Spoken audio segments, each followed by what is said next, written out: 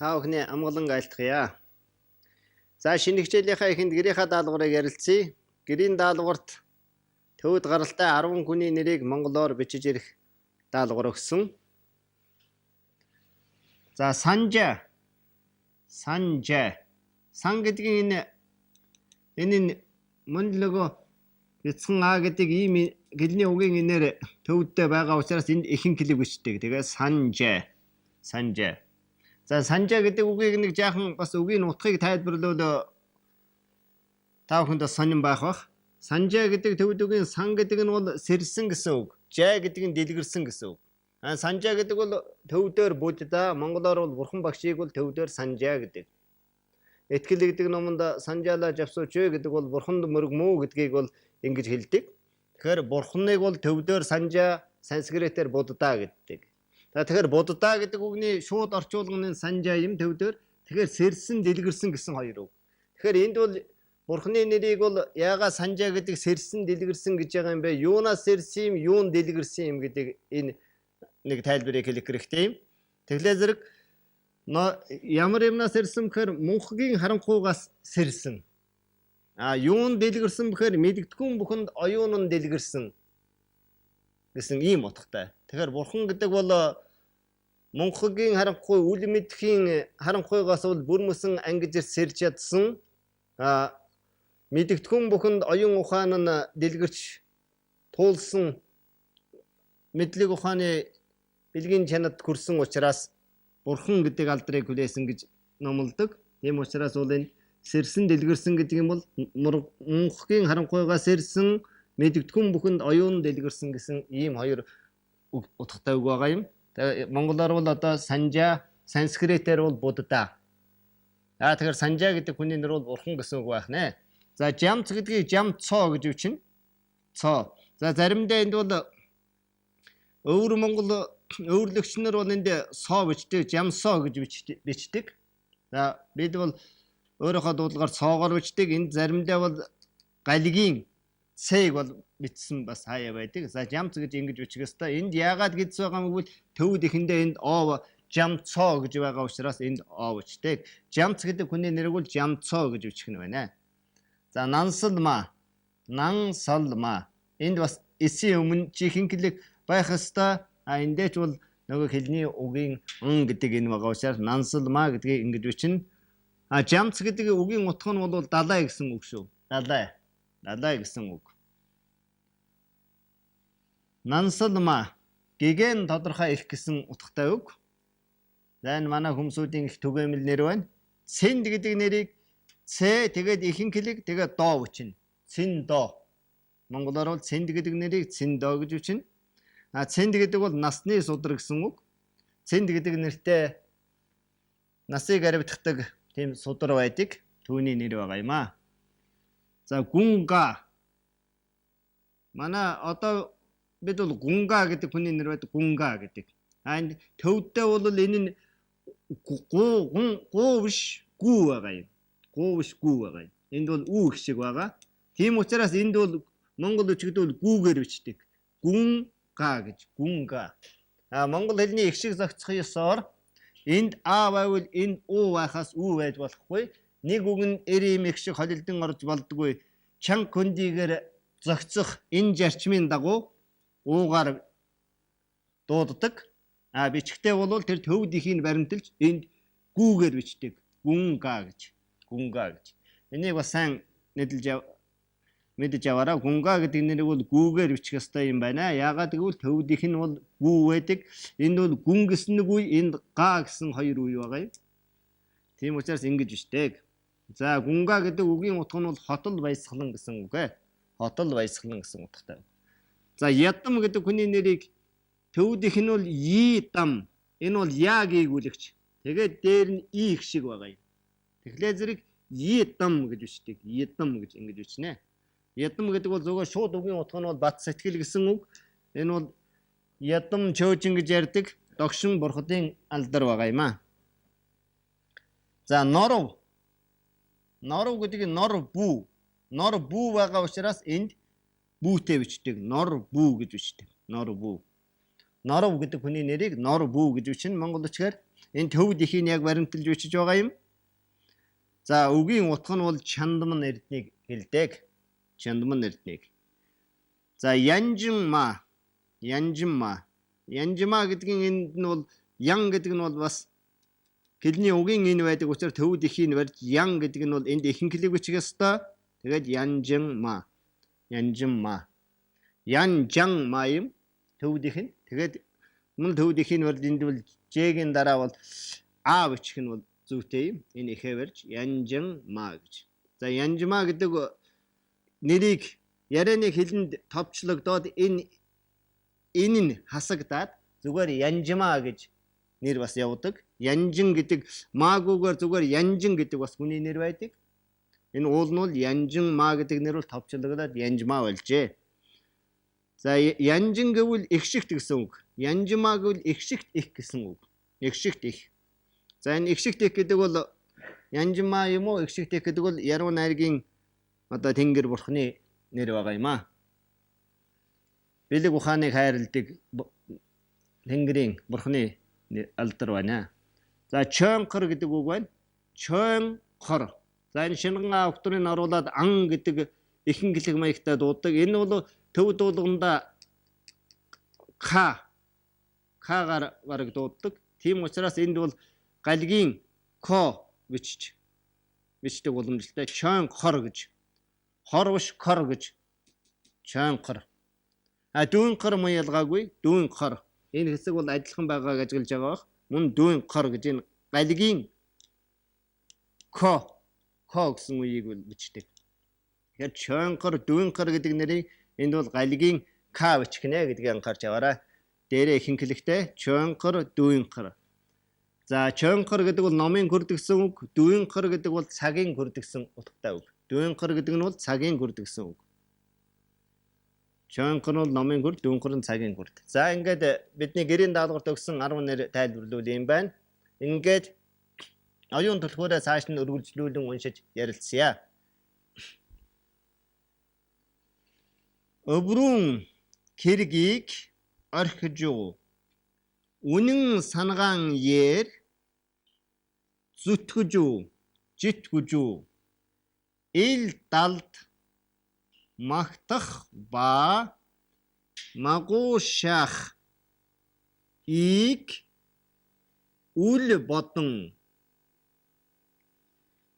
За тэгэхээр энд өөрийн кэргийг орхиж үнэн санаагаар зүтгэж ил далд магтах ба муушахыг үл бодон. За ингээд энэ эхний хэсгийг ярилцвал өөрийн кэргийг орхиж гэж. Өөрийн кэргийг орхино гэдэг бол зөвхөн хийж байгаа ажлаа орхичих гэсэн санаа биш. Энэ өөрийн кэргийг орхиж үнэн санаагаар зүтгэж гэдэг бол өөрийн кэрэг гэдэг бол амин хувийнхаа ашиг завшааныг бодлогогүй гэсэн санааг томьёолж байгаа хэрэг. За үнэн санаагаар, чин санаагаар зүтгэж ил далд магтах ба муушахыг үл бодон. За тэгэхээр хүн гэдэг бол сайнтай муутай ховчч хүн байна, үнэнч хүн байна. Тэгэхээр зэрэг хүнийг бол ил магтаж далд муушаадаг олон байх. Тэглээ гэдгийг хов зойдог хүн ч олон байх. Тэгвэл тэр ил далд магтаж байна, чамааг тэгж магтаж байна, чамааг ингэж муушааж байна гэдгийг бол хайхарлгүй. Тэр үнэн санаагаараа л зүтгэж, тэрийг бол юм чинээ үл бодно гэж бодохгүй байх хэрэгтэй гэж. Өөрөөр хэлэх юм бол зусар зулгууч хүний үгийг, ховч хүний үгийг үгэнд авахгүй байх гэсэн санааг энд хэлж байна. Олзон дор шунал үгүй. Нэгэн зориг ян хуглал үгүй. Ёр уйдху жилхүй ийг санал үгүй. Кэп хизээд цөхрөл үгүй. За тэгэхээр олзонд шунал үгүй. Нэгэн зоригоо хуглал үгүй. Ёр уйдах жилхийг санал үгүй. Кэв хизээд цөхрөл үгүй гэж. За тэгэхээр төрүүчийн одоо хэлж байгаа тоочж байгаа зүйл бол үргэлжлээд явж байгаа шүү дээ. За ил далд магтахаа муушахыг үл боднон олзонд шунуулгүй гэж. За тэгэхээр хуучин нь манай ардын сурган хүмүүжүүлэх зүүчтэр энэ мэтийн сургаал билгийн зүйлчдэр олзонд шунахгүй. Өөрөөр хэлэх юм бол шунлын сэтгэлийг төвчж явах юм бол яг олонтой сургасан байдаг. Ер нь шунлаар баяждаг гэж хэлдэг. Шунал ихт бол унал ихт нээж гэж хэлдэг. Ер нь бол олзон шунуулгүй гэдэг ер нь гинт баяжих насан цовтой гинт цадах гидсэнд гимтэж гэж хэлдэг. Энэ маань юу хэлдэг вэ гэхлээр зэрэг буруу замаар олсон олз ашиг гэдэг бол хойно уг хүнд бол гай дагуул да гэдэг ийм манай ардын сурган хүмүүжүүлэх уламжлал бий. Тэрийг л бол энд хэлж байгаа юм. Тэгэхээр зэрэг олзны баг намттай гэж хэлдэг. Олз ашиг гэдэг бол өөрийн үнэн хүч хөдөлмөрөөр олсон олзол амттай болохоос биш тэр шунаж буруу замаар олсон олз гэдэг бол хүнд гай чирдэг юм а гэдгийг бол ардын сургамж олон зүйлд байдаг те. Түүнийг л хэлж байгаа хэрэг олзонд шунуулгүй, нэгэн зоригон хуглалгүй, ёр уйдах жилхийг саналгүй гэж. Тэгэхээр нэгэн зоригон хуглалгүй, ёр уйдах жилхийг саналгүй гэдэг бол өөрийн чиглэсэн ажилч бай, хөдөлмөрч бай тэрийг дунд нь шантарч хаялгүй. Мэдээж хэрэг дунд нь тохиолдох зовлон бэрхшээл, уйтгар тэр бүгдийг бол давж туулж байж туулах хэрэгтэй гэдэг санааг л энд хэлж байна. Кив хизээ цөхрөлгүй. Тэгэхээр мөн бэрхшээлтэй байна, зовлонтой байна, сурахад хэцүү юм гээд цөхөрч хаяхгүй үргэлжлүүлэх хэрэгтэй гэж. Цөхрөлгүй. Зовох цагт зайлилгүй. Жаргах цагт цагдор хэтрэлгүй. Зовхуу цагт зайлилгүй. Жаргахуу цагт хэтрэлгүй. За тэгэхээр энэ зовох цагт зайлилгүй, жаргах цагт хэтрэлгүй гэж. Хэтрэх, давах. Зовох цагт зайлилгүй гэдэг бол мэдээж хүний амьдралд бол зовлон жаргал бол хосолдог учиртай. Бэрхшээл амар хоёр бол бас л аль аль нь байх. Тэгэхээр зэрэг зовох цагтаа энэ зовлонтой байна, бэрхшээлтэй байна гэд хийж байгаа үүлэн орхиж бултаж хаялгүй. Тэрийг давж гарах сэтгэлийн зориг хэрэгтэй гэж. Жаргаж байгаа цагтаа, жаргалтай байх цагтаа тэр жаргалдаа ташуурч хэтрэлгүй. Даврахгүй байх гэж. Хэтрэлгүй. За тэгээд энэ маань сургууль саяын энэ нийттэй өгүүлбэр маань дуусаагүй байна. Самбар багтахгүй учраас дараагийнхаа үргэлжлүүлээд бичгээр энэ өгүүлбэрийг бол нийт нь бол төгсгөж уншия. За ингээд энэ хоёр самбар дараа бичснийг одоо эхнээс нэг удаа сайн хараад сая хамт уншсныгаа эргэж бодоод хараад ав та.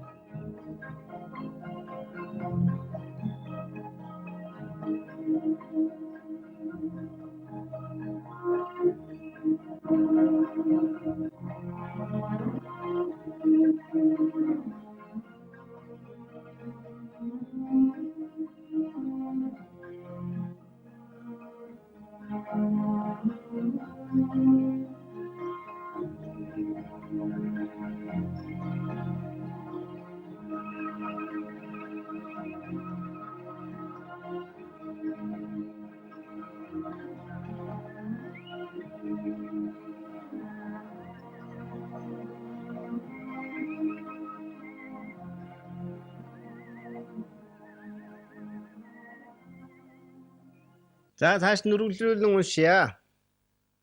За түрүүчийн хэсэгт бол бид өгүүлбэрээ арай дуусгаагүй. Сургаалынхаа санааг бол төгсгөж чадаагүй, самбар багтахгүй учраас бид бол өөрийн гэргээ орхиж үнэн санаагаар зүтгэж ил далд магтах муу шахыг үл бодон олзонд шунулгүй нэгэн зоргоо хугалалгүй ёр уйдах жилхийг саналгүй хэв хизээ цөхрөлгүй зовх цагт зайлалгүй жаргах цагт хэтрэлгүй гэж зогсон. Хэтрэлгүй насан үргэлжид нэгэн зан ер явбас улам хойтдаган хөгжлөг болох боё. За тэгэхээр тэр зовх цагт зайлалгүй, жаргах цагт хэтрэлгүй насан үргэлжид нэгэн зангаар явбал гэж. Явбас улам хойтон хөгжлөг болох вэ гэж.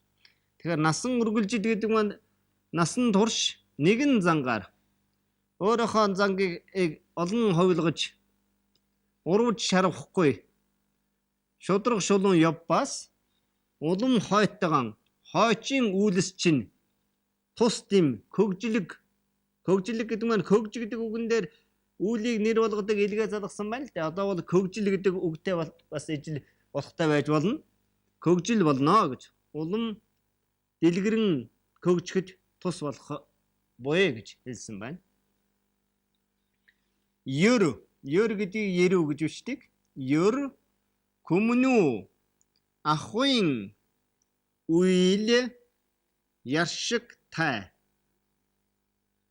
амтнуу сэтгэлийг мэдш үгүй залхай хагуурмаг аргатан олон тул тимик ягаахын баримтал май. За эхнээс нахад унши. Ахуйн үйл ёр хүний ахуйн үйл яршигтай амтны сэтгэлийг мэдшгүй залхай хуурмаг аргатан олон тул тимийг яахан баримтал май гэж. За тэгэхээр ёр хүний ахуйн үйл яршигтай гэж. Хүний ахуйн үйл гэж хүний өдөр тутмын амьдрал олон талт харилцаа бол мэдээж хэрэг тун олон янзын сайн муу хосолсон ярвхтай байна гэдэг нь бол үнэн. Бэрхшээл зовлон олонтой тохиолдолд яршигтай байдаг. Яршигтай, төвөгтэй, бэрхшээлтэй амтны сэтгэлийг мэдшгүй гэж. Амтан гэдэг бол энэ хүмүүсийн гэж тийм үү? Хүн гэдэг бол олон янз байдаг. Хүний сэтгэлийг бол мэдэхэд бэрхээ гэж. Залхай хуурмаг аргатан олон тул гэж. Залхай хуурмаг аргатан олон тул тимийг яахан баримтлан гэж. Тимийг гэдэг лэзэр залхай хуурмаг аргатан ийм олон хүний сэтгэлийг мэдшгүй тул зүгээр хүний хэлсэн болгоныг бол яг түүнийг яахан баримталж болох вүлээ гэж. Өөрөөр хэлэх юм бол энд авах гээхэн ухаанаар хандахгүй бол зүгээр хүний хэлсэн болгоныг дагаад баримталж яаж болох вүлээ гэсэн ийм санаа хэлж байна. Тустай сайн санаагаыг насад кичээ. Захад унши. Тустай сайн санааг насад кичээ. Тэгэхээр энд бол тустай сайн санаа. Насад кичээ гэдгийг насад гэдэг бол насан турш гэдэг үгийг насад гэж хэлж байгаа. Насан турш кичээ. Тэгэхээр тустай сайн санаа гэдэг бол ямар юунд тустай санаа вэ гэж. Энд бол олны тусын тулд сэтгэдэг. Хүний төлөө туслахын тийм тустай сэтгэл. Өөрөөр хэлэх юм бол зовлонтой амтны зовлон энэрч мухардсан сохирсон хүнд бол туслахын сэтгэлээр ханддаг тийм тустай сэтгэлийг бол сайхан санааг бол насад кичээ гэж Өөрөөр хэлэх юм бол ариун сэтгэл гэсэн үг. За тустай сайн хүмүүн ус мэдүү ээлдэг. Тустай сайн хүмүүн усу мэдүү ээлдэг. Тэгэхээр тустай сайн хүмүүн ус мэт ээлдэг гэж.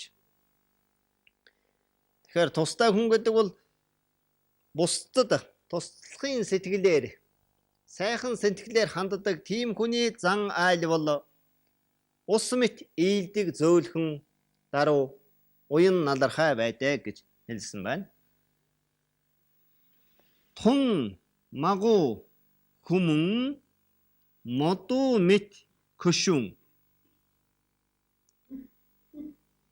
Тун магу хүмүүн мод мэт хөшүүн.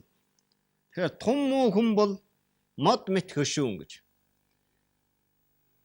Тэгэхээр муу хүн гэдэг бол сэтгэлээрэн ч гэсэн, ажил үйлээрэн ч гэсэн хойрог залхуу ийм хүн бол аливаа үйл хэрэгт хүнд хандаж байгаа хандлага ч гэсэн хөшүүн хойрог бүдүүн байдаг гэсэн ийм санааг хэлж байна. Тэгэхээр урд үгнийхээ эсрэг талыг бол хэлж байна. Сайн хүн бол ус мэт ээлдэг, муу хүн бол мод мэт хөшүүн гэж. Бусад ун гимиг ятхажуу орх. За энэ ятгах гэдэг үгийг бас сайн хараад аваарай. Ятгах гэдгийг и тэгээд энэ дэвсгэр дэ байгаа юм. Тэгээд ха тэгээд жуу. Итхажуу. Итхажуу. Ятгаж гэдгийг бол итхажуу гэж бичнэ гэж. Ятгах гэж бичвэл одоо яаж бичэх нь вэ? Ит ха хуу гэж ятгах гэвэл. Тэгэхээр бусдын гимиг ятгаж орх. Тэгэхээр энд бол тэр бусдын гим дутагдлыг өөрт нь ятгаж орх. Тэгээд орх. Түүнээс бусдын гим дутагдлыг өөрт нь хэлэлгүйгээр бусад хүмүүсүүд хэлээд зарлаад явах юм бол энэ бол уг хүнийхээ гмийг чарлгаж чадахгүй, олон түмэнд ч гэсэн хортой тангараг эвдэрч хүмүүсийн эвийг эвдэх ховж болдог. Тэгэхээр тэр бусдын гмийг бол ятгах гэдэг бол өөрт нь ятгах ёстой. Чиний ийм дутагдaltaй байна ээ, энийг зас гэж өөрт нь ятгаж орхио гэдэг энэ санааг хэлж байгаа юм. Ер нь бол манай ардын үг үйдэ хэлэх үгийг эзэнд нь, тавих морийг ижилдэнэ гэж. Тэр хэлэх үгийг эзэнд нь гэдэг чинь бол их утгатай. Ерөөсөө хүнд хэлэх гэсэн ийм буруу байна гэсэн үгийг бол тэр эзэнд нь хэлэх ёстой. Түүнээс биш өөр үгэнд ийм тэр тийм дутагдaltaй, тэр тийм муу хүн гэдэг бол бусдад зарлаад явдаг бол энэ сайн шинж биш. Адуу ч гэсэн тэр ижилдэн тавихгүй бол зүгээр тавиа туучих юм бол хаашаа явж магадгүй шүү дээ. Тэгэхээр тэр хэлэх үгийг эзэнд нь, тавих морийг ижилдэнэ гэдэг чинь бол энэ санааг манай ардын зөөр үгэнд байж байгаа үг л дээ. Өврүн бивэн магтал үгэ. Үүлвэн үргэлжид шинжиг түн. Өөрийн бие магталгүй, үүлээ үргэлжид шинжигтэн.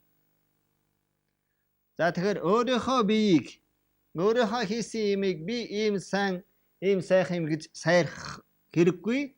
Харин үйл гэдэг маань, үүлээ гэдэг маань өөрийн хийж байгаа, үйлдэж байгаа, сурч байгаа эрдэм ч юм уу, хийж байгаа ажил, үйл, бүх үйл ажил. Түүнийг л харин үргэлжиж шинжиж явах, шинжигтэн гэж. Миний энэ чинь зөв юм бэлүү, буруу юм бэлүү, би ямар осол омтгой гаргачих вэ гэж өөрийгөө шинжиж явагдсан гэж хэлсэн байна. За өнөөдрийн бидний ярилцах оюун түлхүүрийн хэсэг үгээр төгсгий. Тэгээ гэрийнхаа даалгаврыг бичээд ав. За гэрийн даалгаварт нэг хоёр зүүр үгийг монгол бичгээр бичээд ирээрээ. Энд кирилл бичгээр биччихлаа.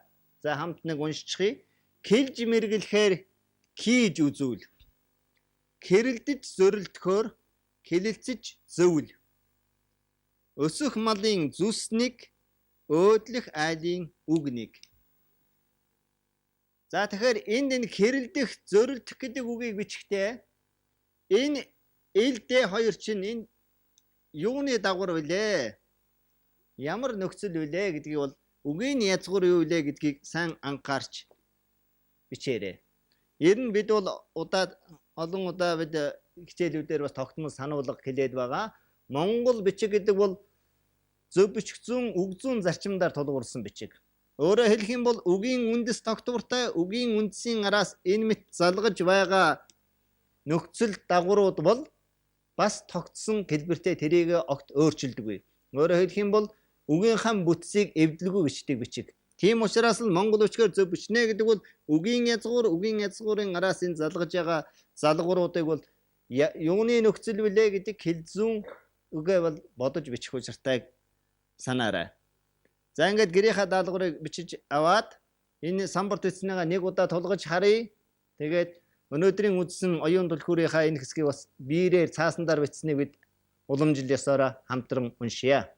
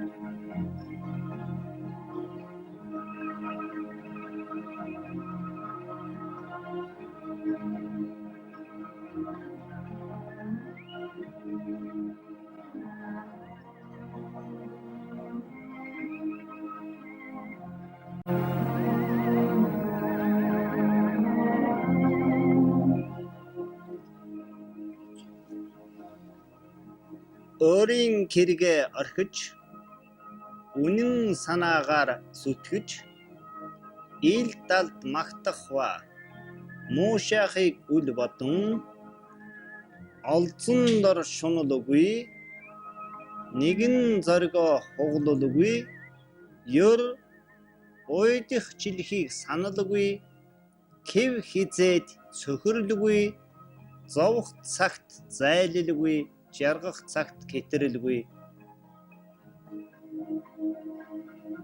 хайрлах цагт дасалгүй, халдах цагт гуталгүй, насан үргэлжид нэгэн зангаар явбас улам хойтойгон хөгжлөг болохгүй.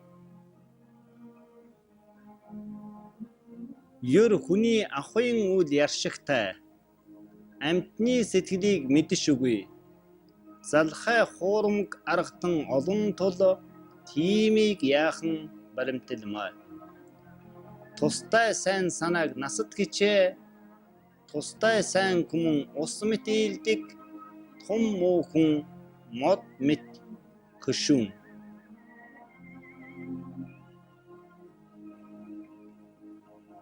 Бусдын гмийг ятгаж орхи.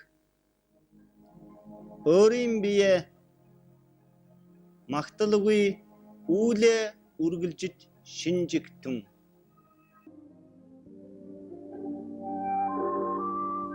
Эд таваар бүхэн эзэн дэгэн хайрлагдах тул эрхэм мэргэд эргцүүлэн бодуугаад ис өгөгснийг авахыг эгнэгт цэгэр